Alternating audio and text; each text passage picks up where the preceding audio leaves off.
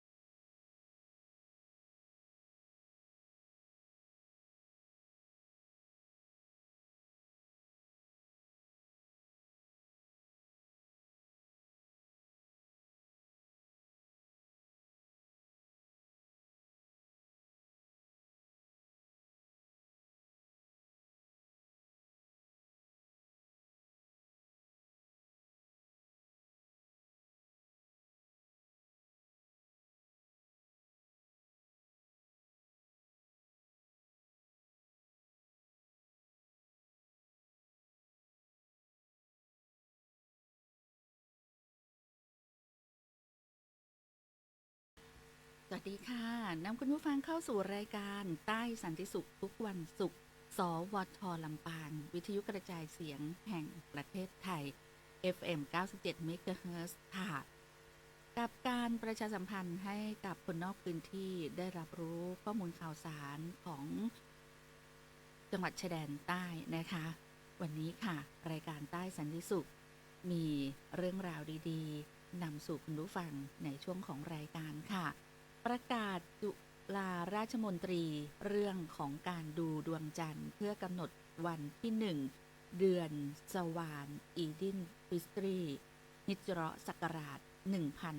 1447ค่ะเพื่อให้การกำหนดวันที่1ของ เดือนสวานวันอีดินฟิสตรีฮิจเราะห์ศักราช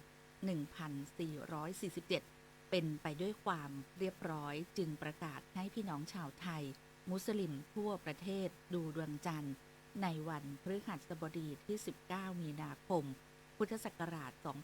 2569 ค่ะ เวลาหลังดวงอาทิตย์ลับขอบฟ้า หากในวันและเวลาดังกล่าวมีผู้เห็นดวงจันทร์โปรดแจ้งไปยังสำนักงานคณะกรรมการอิสลามประจำจังหวัด เพื่อคณะกรรมการอิสลามประจำจังหวัดจะได้ตรวจสอบและรายงานผลการดูดวงจันทร์ดังกล่าวมายังจุฬาราชมนตรีเพื่อออกประกาศแจ้งให้พี่น้องมุสลิมได้ทราบโดยทั่วกันต่อไปค่ะ อันนี้ก็เป็นเรื่องของการดูดวงจันทร์ประกาศจากสำนักจุฬาราชมนตรีนะคะใต้สันติสุขทุกวันศุกร์สวทลำปางอยู่ด้วยกันค่ะกับเรื่องราวดีๆชีวิตดีๆที่ชายแดนใต้ค่ะ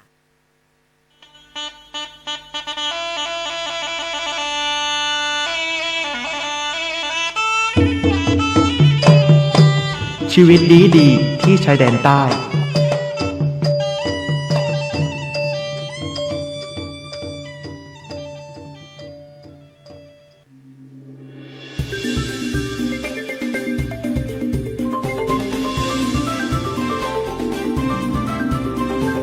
รายการใต้สันติสุขคุณผู้ฟังกำลังติดตามรับฟังรายการใต้สันติสุขทุกวันศุกร์กับสวทลำปางมีเรื่องราวข่าวสารจากพื้นที่ชายแดนใต้ส่งต่อให้กับคุณผู้ฟังนอกพื้นที่ได้รับรู้รับทราบค่ะศูนย์อำนวยการจังหวัดชายแดนภาคใต้ค่ะมีเรื่องราวดีๆนะคะที่ขอเชิญร่วมส่งนะคะเรื่องของมัสคอตค่ะมัสคอตนี้นะคะจากที่อยากจะร่วมชิงรางวัลข่าวนี้นะคะส่งต่อให้กับคนที่อยากจะร่วมชิงรางวัลให้ได้ส่งผลงานกันนะคะศูนย์อำนวยการบริหารจังหวัดชายแดนภาคใต้ขอเชิญเข้าร่วมประกวดการแข่งขันออกแบบมัสคอตค่ะการออกแบบมัสคอตและธงตราสัญลักษณ์สอบต.ชิงรางวัลมูลค่ากว่า 20,000 บาทจากท่านเลขาธิการสอบต.ค่ะแคมเปญนี้มีจำกัดไม่จำกัดอายุค่ะขออภัยแคมเปญนี้ไม่จำกัดอายุขอเพียงแค่คุณมีความคิดสร้างสรรค์เปิดรับสมัครตั้งแต่วันนี้เป็นต้นไปจนถึง30 มีนาคม 2569 ค่ะสอบถามรายละเอียดเพิ่มเติมได้ที่คุณวริษาดวงจินดาหมายเลขโทรศัพท์ 086-963-0668 นะคะก็จะมีหลักเกณฑ์การประกวดตามหน้าจอนี้เลยนะคะก็สามารถที่จะสแกน QR code สำหรับคนที่จะร่วมนะคะชิงรางวัลมูลค่ากว่า 20,000 บาทเลยทีเดียวค่ะกับแคมเปญนี้จากเลขาธิการสอบต.นะคะส่งต่อให้กับทุกท่านได้รับรู้ค่ะว่าไม่จำกัดอายุขอเพียงแค่มีความคิดสร้างสรรค์เปิดรับสมัครแล้วนะคะตั้งแต่บัดนี้เป็นต้นไปถึง30 มีนาคม 2569 ค่ะใครที่มีความคิดสร้างสรรค์เชิญได้เลยนะคะกับเรื่องราวดีๆที่นำเสนอให้ทุกท่านได้รับรู้รับทราบผ่านรายการใต้สันติสุขกับสวทลำปาง FM 97 เมกะเฮิรตซ์ค่ะติดตามได้นะคะทุกวันศุกร์ค่ะกับรายการของเราค่ะจากใต้สันติสุขมีข่าวสารเกี่ยวกับภาคใต้เราก็จะนำมาแจ้งให้กับคุณผู้ฟังได้รับรู้รับทราบค่ะอย่างเช่นที่จังหวัดสงขลาค่ะจังหวัดสงขลาเชิญชวนร่วมงานนี้ค่ะเป็นงานบุญใหญ่นะคะงานบุญใหญ่ตักบาตรพระ 1,109 รูปเสริมพลังซอฟต์พาวเวอร์กระตุ้นเศรษฐกิจหลังอุทกภัย15 มีนาคมนี้ค่ะที่ซุ้มประตูชัยนาทาวน์ถนนสุภ สารรังสรรค์อำเภอหาดใหญ่จังหวัดสงขลาค่ะซึ่งทางเทศบาลนครหาดใหญ่ร่วมกับจังหวัดสงขลาแล้วก็หน่วยงานภาคีเครือข่ายกำหนดจัดโครงการทำบุญเมืองหาดใหญ่109 ปีเมืองหาดใหญ่รวมใจเติมบุญหนุนพลังซอฟต์พาวเวอร์เยียวยามหาอุทกภัยเพื่อถวายเป็นพระราชกุศลแด่สมเด็จพระนางเจ้าสิริกิติ์พระบรมราชินีนาถพระบรมราชชนนีพันปีหลวงในวันอาทิตย์ที่ 15 มีนาคม 2569 นี้ณซุ้มประตูชัยนาทาวน์ถนนสุภสารรังสรรค์อำเภอหาดใหญ่จังหวัดสงขลาเริ่มเวลา 6 นาฬิกาเป็นต้นไปสำหรับกำหนดการสำคัญก็คือเริ่มตั้งแต่ 6 นาฬิกาคณะสงฆ์และพุทธศาสนิกชนพร้อมกันณบริเวณพิธีเวลา 16:15 นาทีผู้ว่าราชการจังหวัดสงขลาเดินทางถึงบริเวณงานประกอบพิธีบูชาพระรัตนตรัยเจริญพระพุทธมนต์และถวายทายธรรม 7 นาฬิกากล่าวเปิดงาน 7 นาฬิกา 10 นาทีพิธีแสดงตนเป็นพุทธมามกะ 7 นาฬิกา 20 นาทีพิธีตักบาตรข้าวสารอาหารแห้งแด่พระสงฆ์ 1,109 รูปจาก 323 วัดใน 4 จังหวัดชายแดนภาคใต้ค่ะก็ขอเชิญชวนประชาชนร่วมกันแต่งกายชุดสุภาพโทนสีขาวหรือสีสุภาพนะคะพร้อมนำข้าวสารอาหารแห้งมาร่วมทำบุญโดยพร้อมเพรียงกันค่ะ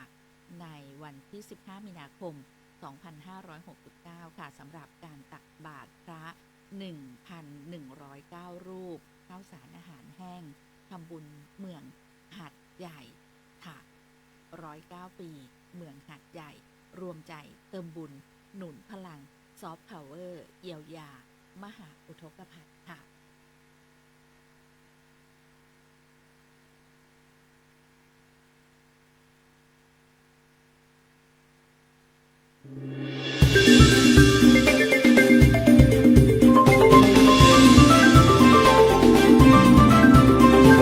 รายการ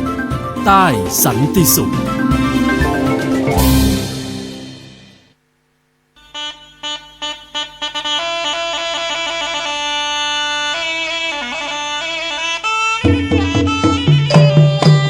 ชีวิตดีๆที่ชายแดนใต้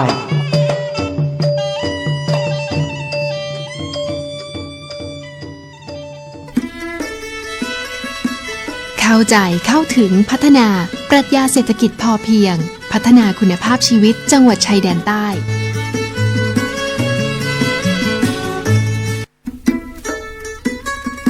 ลดต้นทุนเพิ่มมูลค่ามุ่งพัฒนาเมืองต้นแบบสามเหลี่ยมมั่นคงมั่งคั่งยั่งยืนจังหวัดชายแดนใต้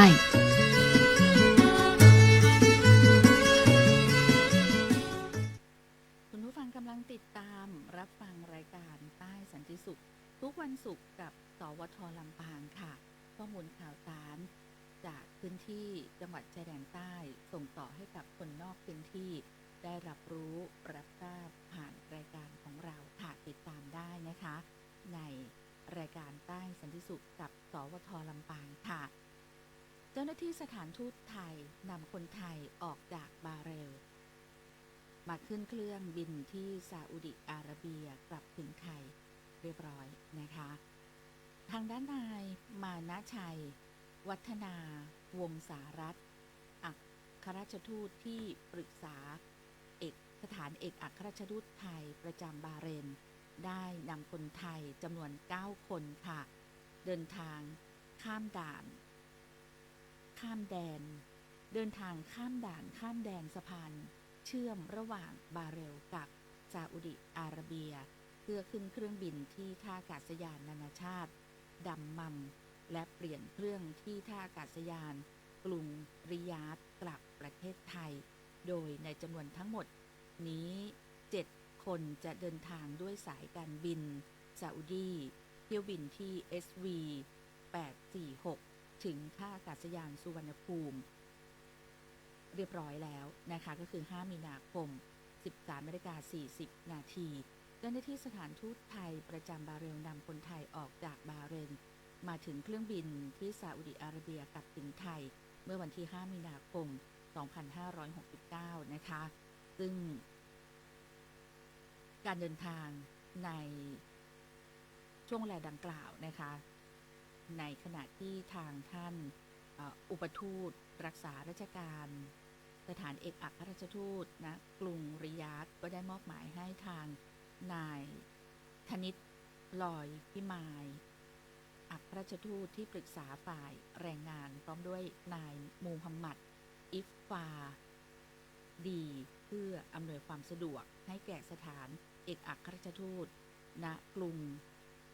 มานามาในการนำคนไทยจากกรุงมานามาจำนวน 9 คนเดินทางข้ามด่านพรมแดนซาอุดีอาระเบียบาเรลผ่านสะพานคิงฟาฮัดเพื่อเดินทางไปยังท่าอากาศยานนานาชาติคิงฟาฮัดเมืองดัมมัมและโดยสารเครื่องบินไปยังท่าอากาศยานนานาชาติคิง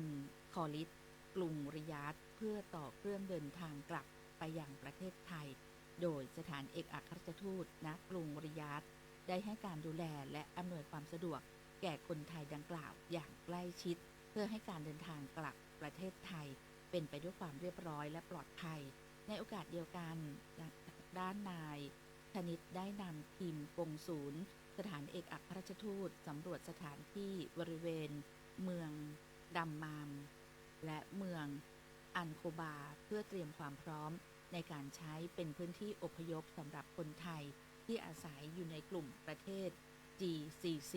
ในกรณีที่เหตุการณ์ความขัดแย้งในภูมิภาคเกิดทวีความรุนแรงและขยายตัวออกไปในวงกว้างค่ะซึ่งการอพยพคนไทย 9 คนจากบาเรลขึ้นเครื่องกลับไทยก็เป็นไปด้วยความเรียบร้อยปลอดภัยกลับถึงประเทศไทยโดยสวัสดิภาพค่ะรายการใต้สันติสุขทุกวันศุกร์สวทลำปาง FM 97 MHz ติดตามรับฟังได้ค่ะ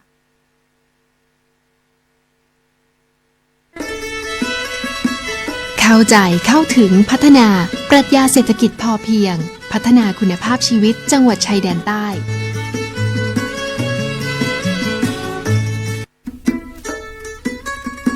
ลดต้นทุนเพิ่มมูลค่ามุ่งพัฒนาเมืองต้นแบบสามเหลี่ยมมั่นคงมั่งคั่งยั่งยืนจังหวัดชายแดนใต้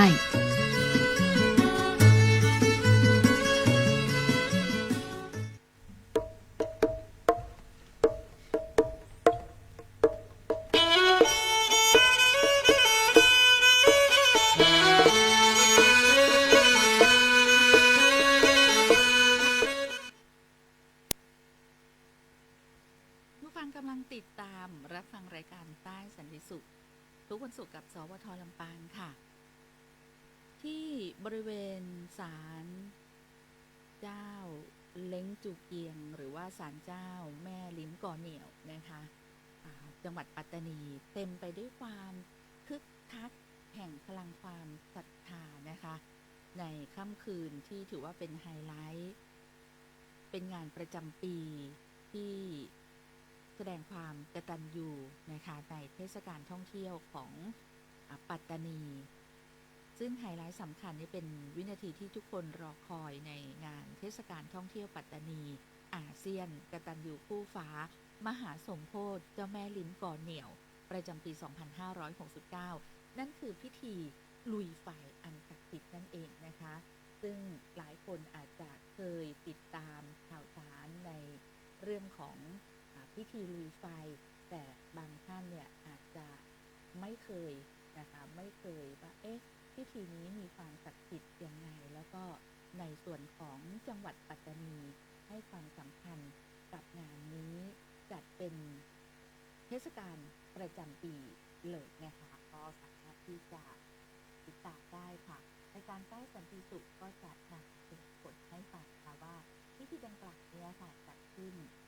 ที่ปัตตานีนะคะเมื่อวันที่3 มีนาคมที่ผ่านมาบรรยากาศที่บริเวณหน้าศาลเจ้าแม่ลิ้มก่อเหนี่ยวนะคะก็ถือว่าเป็นไปอย่างคึกคักค่ะแล้วก็เป็นพิธีลุยไฟอันศักดิ์สิทธิ์ที่เรื่องชื่อของปัตตานีด้วยก่อนที่จะก้าวลงสู่กองไฟก็จะมีความสูงเท่าเข่าของเรานะคะผู้ที่ทำหน้าที่ห้ามเกี้ยวขออภัยค่ะ ผู้ที่ทำหน้าที่หามเกี้ยวนะคะขออภัยผู้ที่ทำหน้าที่หามเกี้ยวองค์พระแล้วก็หามเกี้ยวเจ้าแม่ลิ้มกอเหนี่ยวเนี่ยจะต้องเข้าพิธีอาบน้ำมนต์ศักดิ์สิทธิ์ที่บรรจุอยู่ในองค์มังกรใหญ่ค่ะคุณผู้ฟังเพื่อความเป็นสิริมงคลแล้วก็ชำระล้างจิตใจให้ผ่องใสจึงจะหามเกี้ยวฝ่ากองไฟไปได้ถือว่าเป็นเรื่องอัศจรรย์ใจอย่างยิ่งเลยนะคะโดยรอบพิธีเนี่ยจะหนาแน่นไปด้วยผู้ที่มีจิตศรัทธาแล้วก็เลื่อมใสในองค์ของเจ้าแม่ลิ้มกอเหนี่ยวทั้งชาวปัตตานีแล้วก็ชาวไทยเชื้อสายจีนและคนจากนอกพื้นที่ด้วยทุกสายตาเนี่ยต่างจับจ้องไปที่กองไฟด้วยความระทึกและความประหลาดใจที่ทุกฝีเท้าฝ่าเข้าไปด้วยอาการที่ไม่รู้สึกร้อนหรือว่าระคายเท้าแต่อย่างใดผู้คนสนใจร่วมงานเป็นอย่างมากนะคะในทุกๆปีและปีนี้ค่ะก็สามารถร่วมงานได้ตั้งแต่วันที่ 6 มีนาคม 2569 ณ ศาลเจ้าเล้งจูเกียงจังหวัดปัตตานีพร้อมชมแสงสีจากไฟล้านดวงตลอดแนวถนนอาเนาะรูเยี่ยมชมตลาดวัฒนธรรมการแสดงศิลปะวัฒนธรรมและการบรรเลงดนตรีจากเยาวชนในจังหวัดปัตตานีค่ะที่พร้อมสร้างสีสันและก็ความประทับใจตลอดการจัดงานก็เชิญได้นะคะเริ่มตั้งแต่ 6 มีนาคมวันนี้เป็นต้นไปเลยสำหรับงานสมโภชเจ้าแม่ลิ้มกอเหนี่ยวพิธีลุยไฟอันศักดิ์สิทธิ์แล้วก็เลื่อนชื่อค่ะซึ่งก็เป็นงานที่ทุกคนรอคอยเป็นงานเทศกาลท่องเที่ยวของปัตตานีซึ่งในปีนี้ก็จัดในชื่อที่ว่ากตัญญูคู่ฟ้ามหาสมโภชเจ้าแม่ลิ้มกอเหนี่ยวค่ะก็เชิญได้นะคะใครที่จะไปร่วมพิธีอันศักดิ์สิทธิ์เรื่องชื่อ